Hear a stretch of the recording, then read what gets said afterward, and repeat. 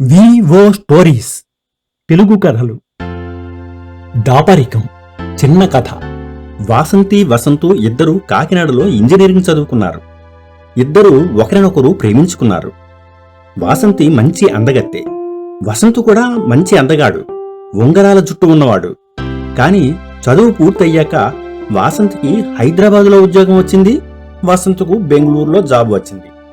5 ఏళ్లు గడిచిపోయాయి. ఎప్పుడూ వాట్సాప్ చాట్ చేసుకోవడమే గాని ముఖాముఖాలు చూసుకోలేదు. కనీసం వీడియో కాల్ కూడా చేసుకోలేదు.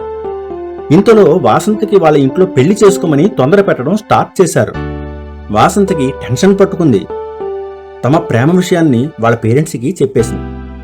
వసంతితో మాట్లాడి ఎప్పుడు వచ్చేది కన్ఫర్మ్ చేయమని చెప్పారు వాసంతి పేరెంట్స్. ఏంటి వాసంత్, 5 ఏళ్లు దాటిపోయాయి నేను చూసి. ఇదిగో వస్తానంటావు గాని హైదరాబాద్ రావు, కనిపించవు.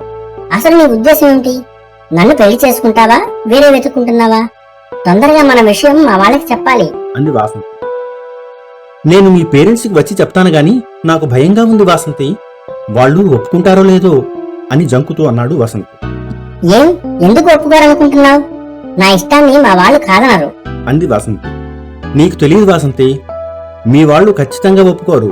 అసలు నా భయం ఏంటంటే నువ్వు కూడా ఇష్టపడతావో లేదో అని అన్నాడు మరింత జంకుతూ. నీకేమైనా పిచ్చా? ఎందుకలా భయపడుతున్నావు అంది వాసంతి. ఎందుకంటే నాకు బట్టతల వచ్చేసింది. ఇప్పుడు నాకు ఉంగరాల జుట్టు లేదు. నీకు నా ముఖం చూపించాలంటేనే భయంగా ఉంది.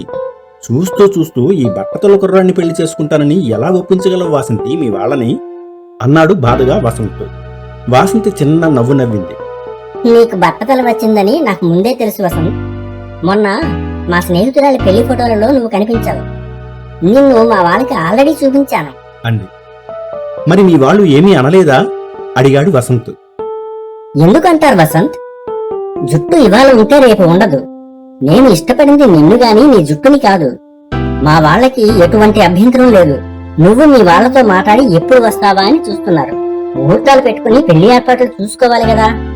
వాసంతి అలా మాట్లాడుతూ ఉంటే వసంత్ నమ్మలేకపోయాడు. అందం కోసం ప్రాకులాడే ఈ జనరేషన్లో కూడా బంధాలకు విలువనిచ్చే వాసంతి లాంటి వాళ్ళు తనకు భార్యగా రావడం ఎంతో అదృష్టం అనుకుంటూ తన నెత్తి మీద ఉన్న విగ్గును తీసి డస్ట్బిన్ లో పడేశాడు. ఒక సెల్ఫీ తీసుకుని తన సోషల్ మీడియా ప్రొఫైల్స్ లో ఫోటో అప్డేట్ చేసుకున్నాడు. ఇప్పుడు అతనికి ఎంతో హాయిగా ఉంది. మనసు ప్రశాంతంగా ఉల్లాసంగా ఉంది. నిజమే, మరి దాపరికం లేకుండా మనం మనలా ఉండడం ఎంతో ప్రశాంతతనిస్తుంది. ఈ కథ మీకు నచ్చినట్లయితే లైక్ చేయండి, షేర్ చేయండి. మరిన్ని మంచి కథల కోసం ఈ ఛానల్ని సబ్స్క్రైబ్ చేసుకోండి. ధన్యవాదాలు.